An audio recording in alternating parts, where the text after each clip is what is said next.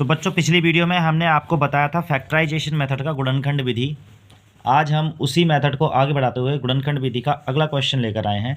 ठीक है, क्वेश्चन है x² - 5x + 6 = 0। तो फिर से वैसे ही करेंगे जैसे पिछली वीडियो में किया था। अगर नहीं देखा तो चैनल पे जाके देखिएगा। तो सबसे पहले क्या करना है हमें, ये जो यहाँ पर साइन है, यहाँ लिखा है प्लस का साइन, तो इस प्लस के साइन का इस्तेमाल करके हम इस 5 के गुणनखंड करेंगे। और इस प्लस से हमें ये पता चलता है कि 5 के हमें गुणनखंड किस तरीके के करने हैं।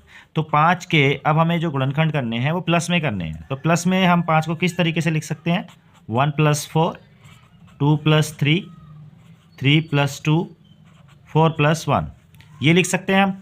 इसके बाद अगले टर्म में हम क्या करते हैं, ये 6 लिखा है और यहाँ पर x² के साथ में 1 है। 1 और 6 की जब हम मल्टीप्लाई करते हैं तो कितना आता है, 6 आता है। तो हमें ऐसे गुणनखंड लेने हैं अब 5 के जिसके 2 गुणनखंडों की गुणा करके 6 आ जाए। तो यहाँ पर आप देख सकते हो 2 + 3, अगर हम इसकी मल्टीप्लाई करेंगे तो 6 आएगा, या 3 + 2 लेंगे तो इसकी मल्टीप्लाई करके 6 आएगा। तो आपके 2 ऐसे गुणनखंड हो गए जो आप इसकी जगह इस्तेमाल कर सकते हो। सो कैसे करेंगे, x² इसकी जगह 2x + 3x लिख दीजिए इन ब्रैकेट +6 = 0। x² ऐसे ही रहेगा, यहाँ ब्रैकेट को ओपन करेंगे। सो -2x, ये माइनस प्लस माइनस हो जाएगा, +6 = 0। ठीक है, आगे हमें क्या करना है, तो x² और -2x, -3x और 6 इनके गुणनखंड करने हैं आपस में। हम इन दोनों को अलग कर देते हैं, इन दोनों को अलग कर देते हैं, इस दोनों के गुणनखंड ले लेंगे। क्यों लेंगे, क्योंकि ये द्विघात समीकरण है, इसलिए दो गुणनखंड आएंगे।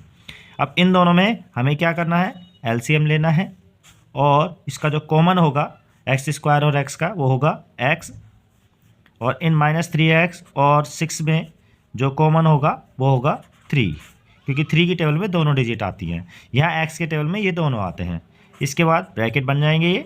अब इन ब्रैकेट के अंदर क्या आएगा उसके लिए हम आपको साइड में दिखाते हैं कि x से आपका क्या करना है, x² और -2x को भाग करना है। x² को x से भाग करेंगे तो एक x से ये एक x कट जाएगा, एक x बच जाएगा, वो यहाँ लिख देंगे। उसके बाद 2x को करेंगे डिवाइड, तो 2x को x से जब डिवाइड करोगे तो x से x कट जाएगा, कितना बच जाएगा, 2 बचेगा, साथ में माइनस का साइन आ जाएगा। उसके बाद x² और से हमने इनको कर दिया x से इन दोनों को डिवाइड। अब ऐसे ही सेम -3 से इन दोनों को डिवाइड करेंगे। तो -3 से इन दोनों को डिवाइड करने के लिए चलिए डिवाइड कर देते हैं। -3 से 3 को करेंगे तो 1 आ जाएगा। सो और x को करेंगे तो x ऐसे ही रहेगा। उसके बाद 3 से इस 6 को करेंगे, यहाँ x लिख सकते हैं आप, तो ये 1x रहेगा, 1x को x भी लिख सकते हैं। उसके बाद 3 से 6 को करोगे सो 3 × 2 = 6 हो जाएगा। यहाँ आप देखेंगे कि ये वाला ब्रैकेट और ये वाला ब्रैकेट दोनों में सेम वैल्यू आ गई है।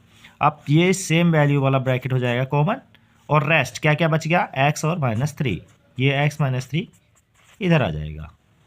ठीक है, उसके बाद आगे क्या करना है आपको, आगे x - 2 x - 3 की मल्टीप्लाई करके अगर 0 आता है तो इसका सिंपली मीन्स क्या होता है कि या तो ये ब्रैकेट है 0 या फिर इस वैल्यू की ब्रैकेट की वैल्यू है 0। तो उससे एक एक करके ले लेंगे। यदि x - 2 की वैल्यू 0 है तो x की वैल्यू कितनी हो जाएगी, 2 हो जाएगी। इस कंडीशन में कोमा x - 3 = = 0 होगा। अगर आप इसकी वैल्यू 0 लेते इसकी वैल्यू 0 नहीं होगी। सेम यहाँ लिख दोगे। इसी प्रकार यहाँ से ले लेंगे हम x - 3 = 0।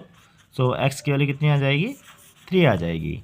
तो इस विधि से आपके जो मूल आ गए हैं, या इनको हम शून्यक भी कहते हैं, ठीक है, और कितने आ गए, x = 2 और 3। इसी तरीके से आप इस क्वेश्चन को सोल्व कीजिए और कमेंट बॉक्स में नेक्स्ट वीडियो किस टॉपिक पे बनानी है ये बताइएगा।